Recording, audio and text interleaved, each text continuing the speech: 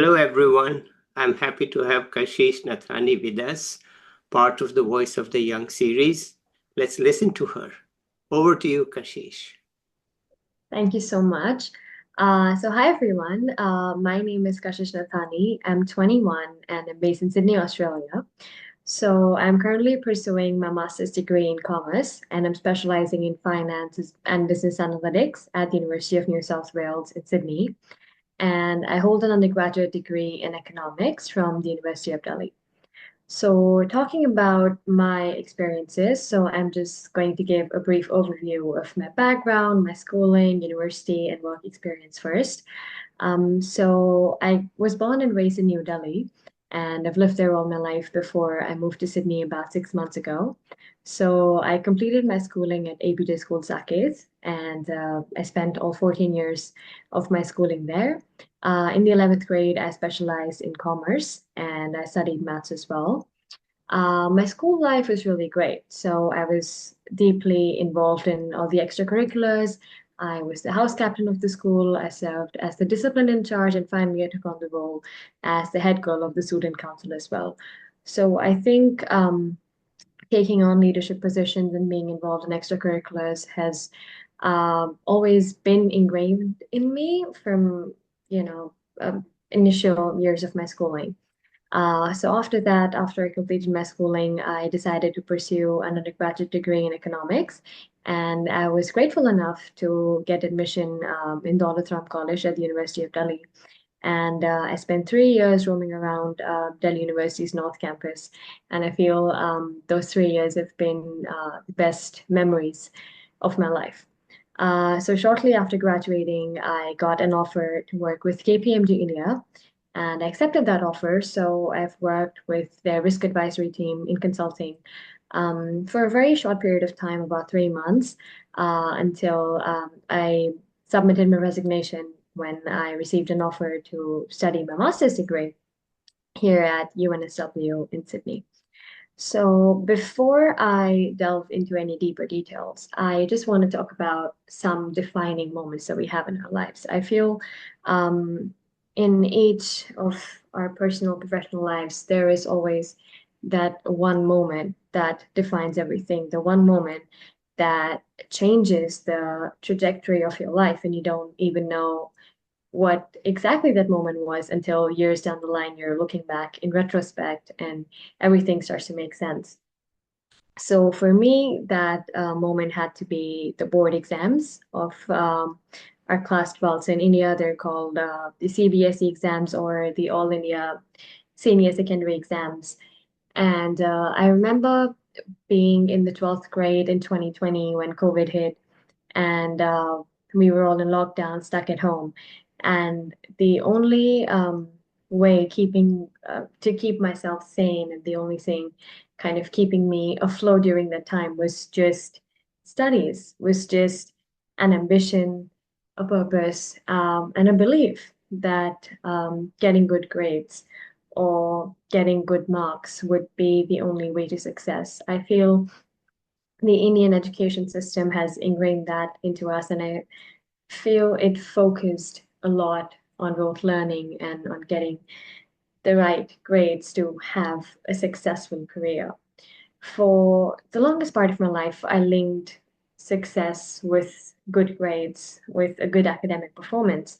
And I did all of that during preparation for my board exam, especially during lockdown. But then life always throws curveballs at you. And then, obviously, because of COVID, the exams were ultimately canceled and they never took place. So I was really disappointed. I was really upset because it was not just about not being given an opportunity to prove yourself, but it was also about uh, being taken away the opportunity to actually prove to yourself what you are worth of. And I feel a lot of us are plagued by academic validation. Um, and I speak for everyone here that everyone wants to have straight A's all your life, and you feel that that is the structured way to success. And as someone who always graduated top of her class, who was always so keenly involved in extracurriculars, I thought that was the only way. But when everything that you've worked for does not come into fruition, then what do you do? And I remember when those exams were canceled, there was a part of me that was really angry, disappointed.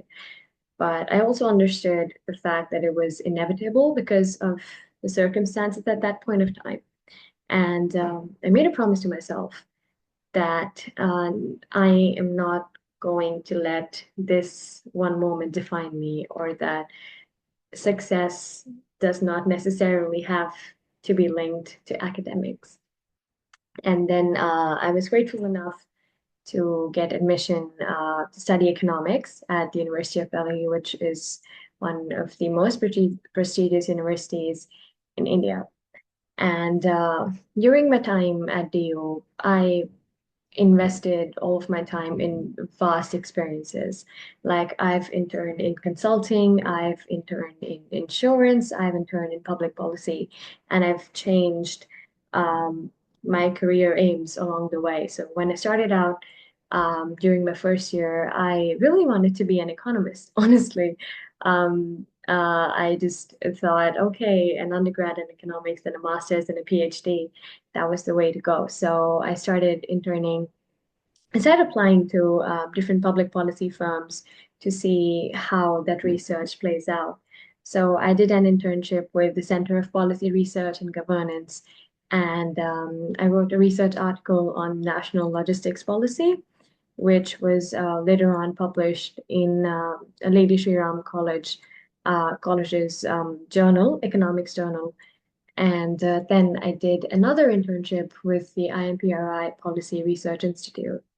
So after these two experiences, I realized that my uh, aspirations were a lot more aligned in the corporate world. Like, as much as I enjoyed doing research and public policy, there was a part of me that wanted to see results more immediately or in a shorter time frame. So then over the course of the summer of my second year, I interned with Tata AIG General Insurance Company, and I worked there as a market research product development intern. And I did a thorough competitor analysis. I did a deep dive into their products, helped them identify new segments of customers that they had not tapped into before, and also sat with the underwriting team to see how profitability analysis of insurance policies is done. After that, I interned with Unlock Consultancy as well. It is a UK-based startup which provides consulting services to small and medium-sized enterprises, and we worked with an edtech-based client. So throughout the course of these experiences, I changed my focus from public policy to insurance to consulting to actually gain deeper insights into what you want, because I feel it's really necessary before committing to a career that you know how each of them is going to play out. And after that, I became more involved in my college societies as well. So I took on the role of the operations head at our economic society. And I'm also someone who is deeply committed to driving a change in society as well. I am a strong advocate for gender equality, and I worked under the United Nations Academic Impact as a Millennium Fellow, wherein I led a project combating domestic violence and promoting gender equality in Delhi. So I visited different slums, spoke to women, kids, taught them about the cycle of violence, how they can escape it. We organized pad donation drives, food donation drives. We organized movie screenings in colleges and sparked debates and discussions about what it really means to be a woman in the 21st century and what exactly it means to feel safe as a woman in the 21st century. After that, I also worked as the events and organization head of GirlUp Seher, which is again a chapter under GirlUp United Nations Foundation. And that is how my college journey came to an end. So starting out with experiences in public policy, consulting, insurance, and then social impact initiatives, I really wanted to make that 3 year experience worthwhile and to explore as many things as I can to kind of de-link that idea of success being just about academics. And after my college ended, or during the last couple of months, I sat for placement interviews, as everyone does. And I got an offer from KPMG India, and I accepted that offer and I started working with their risk advisory team and specialized in conducting corporate due diligence.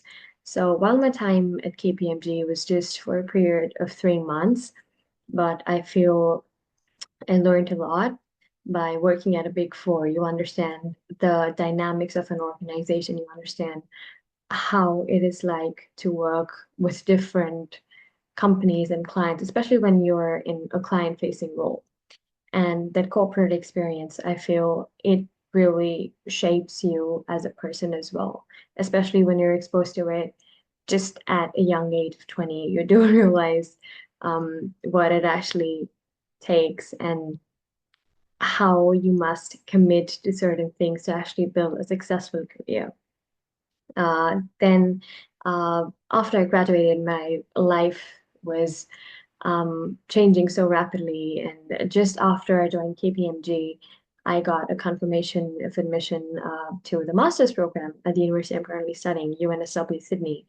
And then I realized that I wanted to continue my studies further before I actually uh, put myself through that whole work experience. And I submitted a resignation.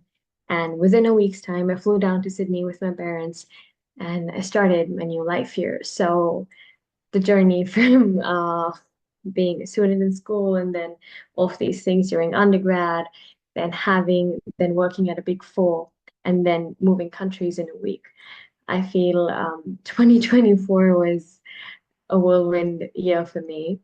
And after I moved in Sydney and I started my course, I feel the Indian education system and the Australian education system are very different, and that is true for universities in the US and UK and anywhere else in the world also.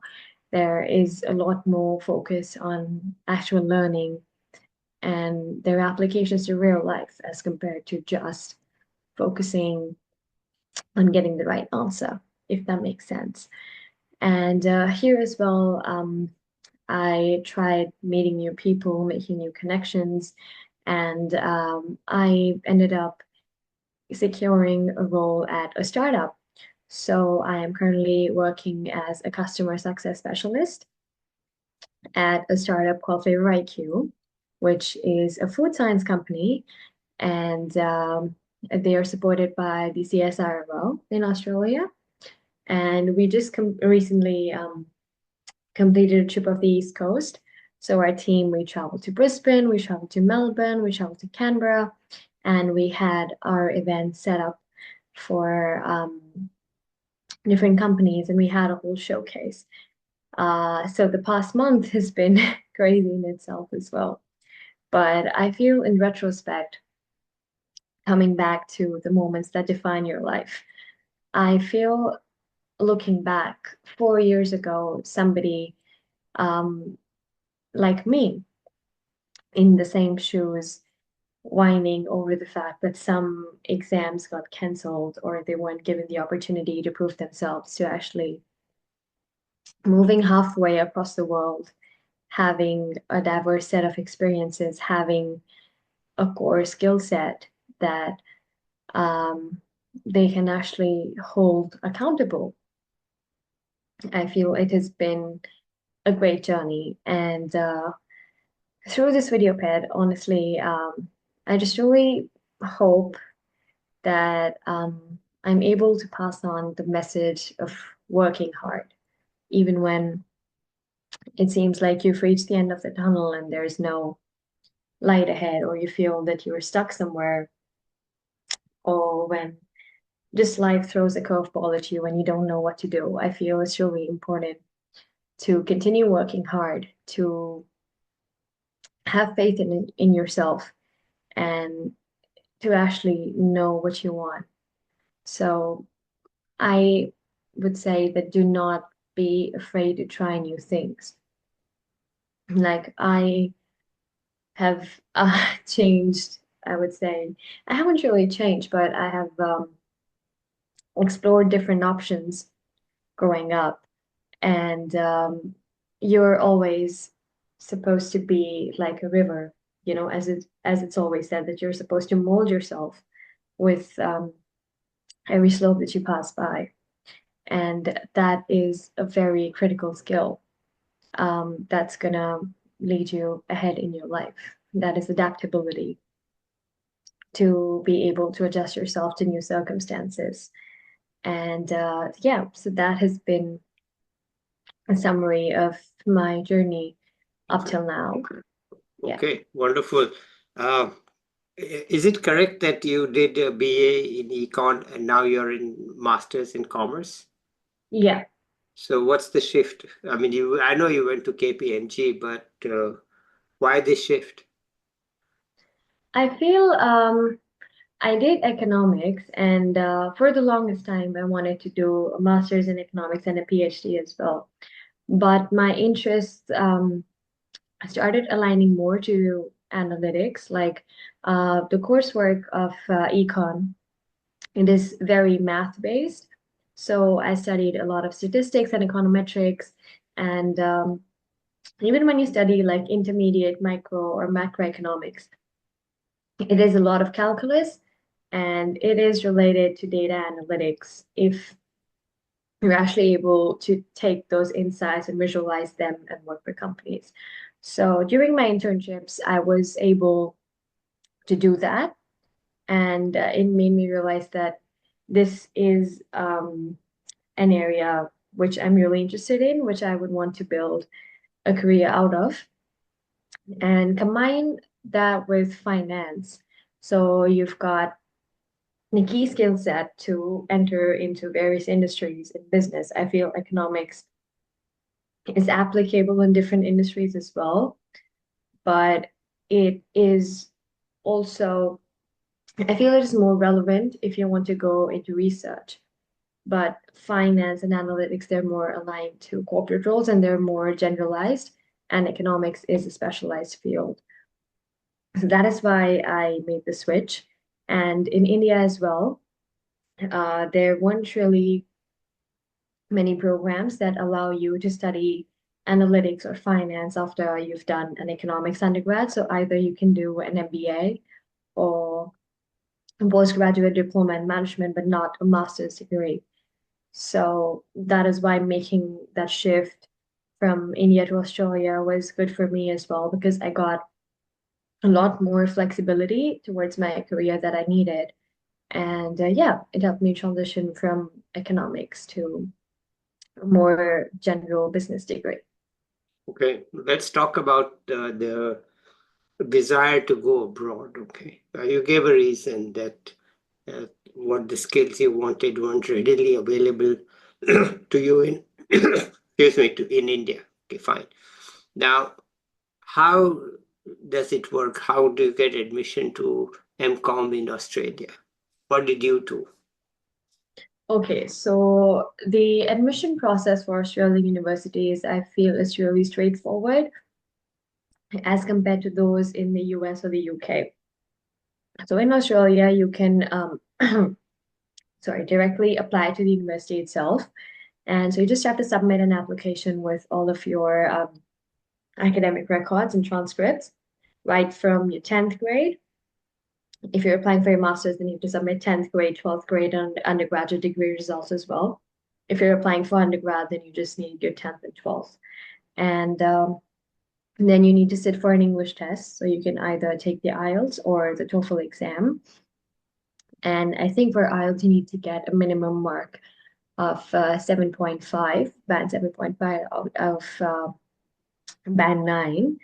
And that is pretty much it. I feel Australian universities really um, focus on your academics when it comes to admissions because depending on the course you want to study as well, like Their Australian equivalent is the ATAR, and you need to have, let's say, an ATAR of 97 or 98 to study commerce at UNSW. So it's very academically rigorous. So the admission process focuses a lot on your essays, what you're writing, what story you're telling to them, like why do you want to do a certain course. And they really value your honesty. So they really, sorry, want to know where you're coming from, what you have to offer to them, and how your previous background and what you've done in the past aligns with the future. So they really want to see that.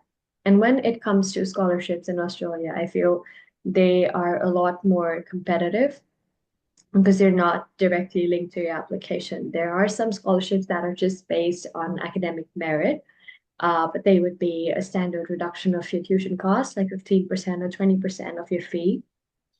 But if you want to aim for higher scholarships, then they take a look at your extracurriculars, any internships that you've done, any experiences that you've had in social impact initiatives, anything that you started of your own, like if you've been involved with a startup or if you, like started a social impact initiative by yourself and not associated with any other organization.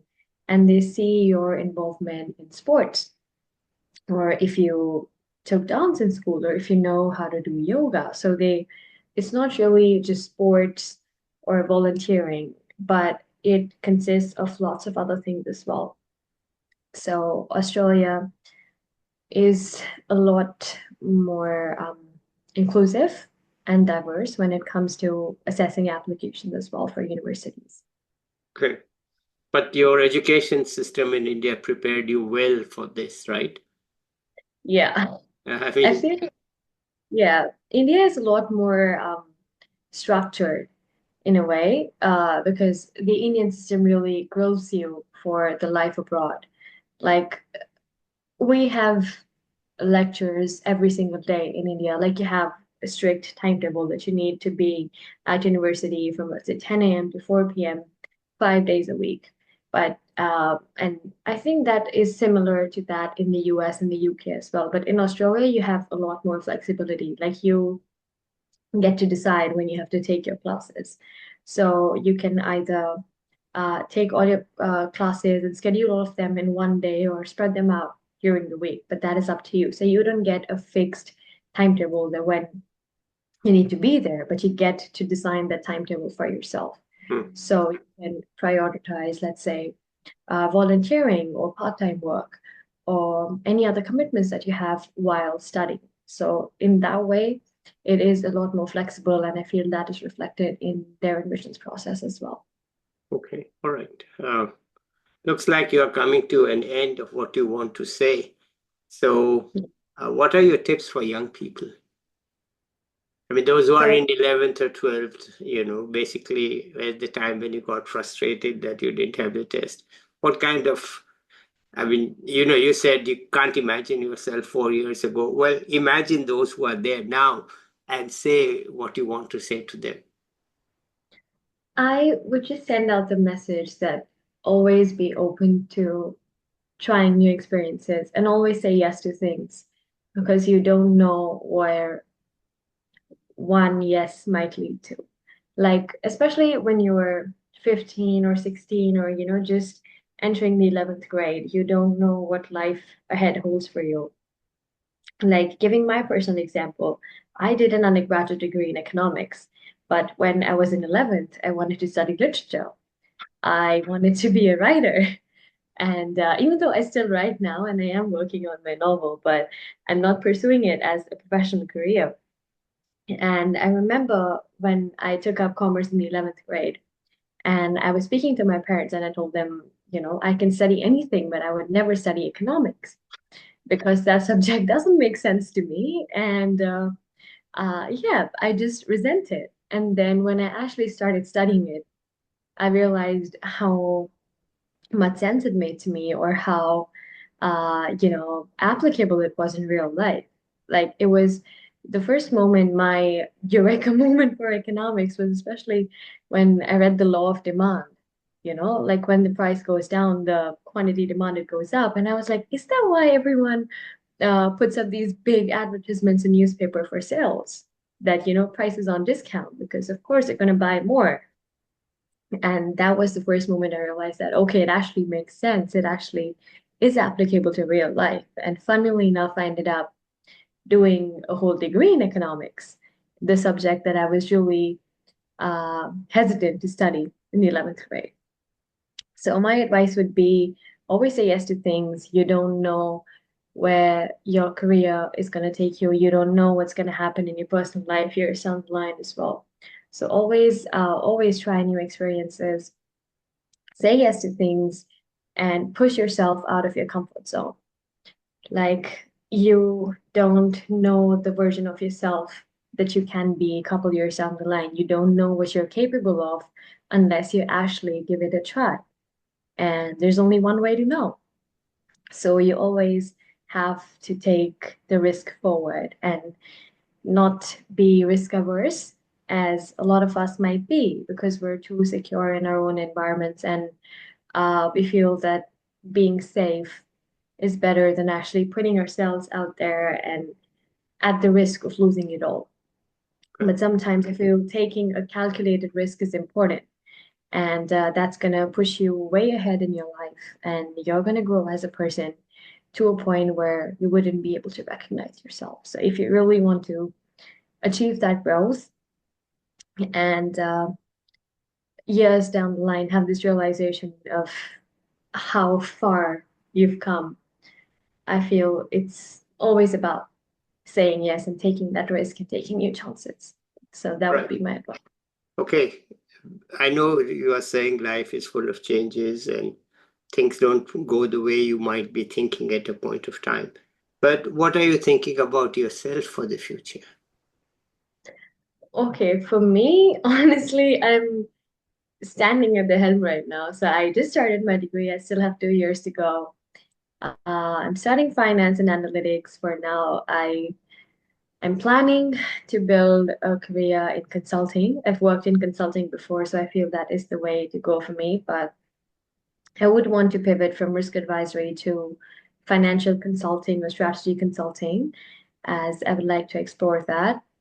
And I would really want to be a lot more involved in social impact initiatives here in Australia as well. Like in India, I worked on a project combating domestic violence, and it's a prevalent issue here in Australia as well.